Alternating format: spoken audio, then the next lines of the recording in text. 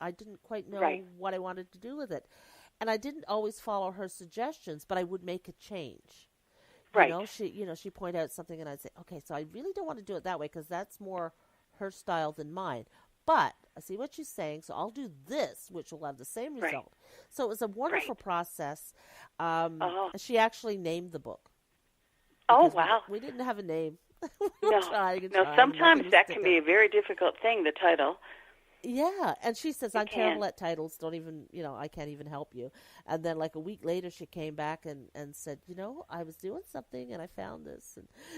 And she said, what about this? And I'm like, well, it's better than anything I came up with. Let me see what Flanker thinks. And they loved Yeah. it. So she actually named Excellent. it. So it's been Oh, a I can't wait wonderful to see it. February, right? February? mid-February, It will be out? February Oh, 13th is the date, yes. but Exciting. it's February and it's got to February. be shipped. So I'm always like, Woo. you never know what'll happen, right? No, I know. But yeah, February and March it'll start to get busy and getting that book out and telling people about it. And I'm excited, and it's my fifth book, but it's Yes, my first. congratulations. Yeah, it's my first. The other two were sort of the last two. The first two were traditionally published. I had a publisher, Right. not here in Newfoundland though. And Right. then the second two I independently published, and Right. and because I wanted to get them out, they were special projects, and I Right. wanted to get them out by a certain time, which with publishers, you don't have that. It's No. been almost a year since I submitted to Flanker, right? Yes, So it's a much more slow process. and that's fine Yeah. because Yeah. there's no deadline on this book. No. It's the best place for it is where I wanted it to be. And Right. so I'm enjoying the process, and can't say enough about how professional and friendly and fun it's been to Excellent. work with Flanker. Oh, well, I'm So, so happy for you and not so at all yeah. surprised. And you've got a now. I want that's a whole other story because that's just my introduction to your next project with Flanker. Yes. And tell us about Yes. the exciting project you have coming. Well, it's an amazing thing. It's the title, which was the first thing that happened, really, when I decided I would actually write a children's book. The title was the first thing that came because I just kept calling it Commander Gander Goes to Come From Away. That describes the book, but it's also the title. I could hardly see how it could be improved upon. And what happened? Well, I've always been a huge fan of Come From Away. Before even Come From Away, 9/11, I've been living in Gander since, like I said, I moved here when I was a teenager, so I was here. My daughter was 9 years old when 9/11 happened, so I was here. We lived through that, like everyone else in this area in Gander and the surrounding towns. We were all affected by it in a profound way. So everything about that time has always intrigued me. The day the world came to town, that book, I got it as soon as I could. I read it. I loved it. It was so interesting. The movie Diverted, which happened to have David Suchet, who's one of my favorite actors because he plays Poirot on Agatha Christie's Poirot, the series that has been on A&E and PBS. I watched that movie and I thought it was adorable, and I was just so when I heard there was a musical happening called Come From Away, and it was coming to Gander, it was going to be on a Saturday afternoon and a Saturday evening in October. And that Saturday, I was in Grand Falls doing the last day of a 2-day craft fair. So I very quickly threw everything. I bought my tickets for myself, my husband, and my daughter for the Saturday evening. I threw everything in the van as fast as I could, drove back to Gander, and off we went to the Civic Center to see it. And I was blown away. We didn't have great seats. We were up in the boonies somewhere, and of course the musical sound in that space is not fabulous because of the acoustics are not great. But despite all of that, I was just moved beyond words, cried, And I'm not a crier. I can go years and not shed a tear, but it was just so amazing. I thought they just encapsulated the feelings so well. So as soon as I heard like it was going to be in Broadway, now as I said, had a difficult year last year. My dad, and he was ill for the previous year, and I was really busy helping as much as I could with that. So I couldn't go to New York because I had this thing, and my husband, he was so tired of hearing me say it. Oh, I got to go to New York and see Come From Away. Now, I don't go to New York very often. I've only been there a couple times in my whole life. We went there on our 25th wedding anniversary. It was a huge deal, and it wasn't like I go there very often, but I had this thing in me. I want to go to New York and see it. I want to see it there where it happened. So my husband and I, Dean, we were walking by the town hall, and we had our tickets. We were going to go in July of 2018, and so this was a week or two before we were going to go down there. And I said, let's go in, because I had heard these rumors, where you might be able to meet the cast or, this kind of thing. So I said, I want to go in. So I went in. I was talking to some of the ladies there on the front desk, and they were really nice, and they were like, no, there really isn't anything where you can, get to meet the cast or anything like that. But Brian Williams, who was upstairs, and I think, Carolyn, you know me well enough to know my voice carries. Maybe this goes back to my Avion Players experience, but I definitely, my voice carries. He heard me, and he came down, and he gave me this little stuffed toy. It was Commander Gander. And, of course, I'd seen it, the musical in Gander, and I knew Commander Gander was mentioned and how he entertained the children and things, during the 9/11 plane people, and I thought, oh, it was the cutest thing. It was only about 10 or 11 inches tall, a little stuffed toy, could fit in my purse. So I took it with me to New York, and every chance I got, I pulled it out and I took a picture.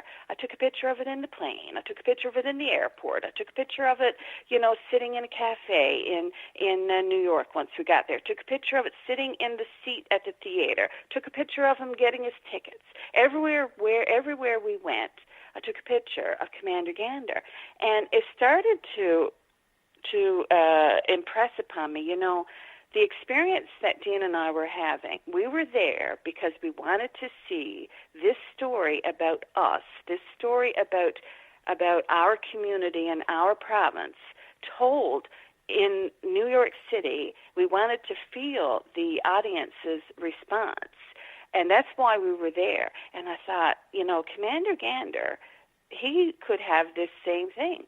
He could have this story. But I thought, what are the chances of everyone saying yes? Everyone being Town of Gander letting me use Commander Gander, people from Come From Away letting me use Come From Away. So I kind of didn't get too excited about it first, because I thought, oh, I don't know. But when I got back home, I made an appointment, went to see Mayor Percy Falwell, had a chat with him, told him what I had in mind. He thought it was great, and then it started from there. Flanker was on board. Between the Town of Gander and Flanker helped me with Come From Away, and then they were on board. I sent them the text of the, there's still maybe one or two tiny minor changes, but everybody was just thrilled with the text for the story, and it's simply Commander Gander. He gets to go to Come From Away. He has the experience of being in New York. He has the experience of being at the theater. He has the experience of the gratitude of the people in the audience when they realize who he is. And this is pretty well a parallel of the experience that I had when I went. So it's like seeing it through Commander Gander's eyes, and it's just so it's just an overview of the whole thing, of how helping others is always the right thing to do. Basically, this is what it boils down to, the main theme of the book, and it's I'm really, really happy with it. It's really cute. And it's coming out this year soon, right? is coming out soon. I'm working on the very last illustration right now. I started on the illustrations in the fall. I would say around September, because September was when I got the go-ahead from the town of Gander, because, they had to vote on it, allowing me to use Commander Gander. And so that's when I started on the illustrations. And normally it takes me 3 months. It's usually about anywhere from 20 to 24 paintings.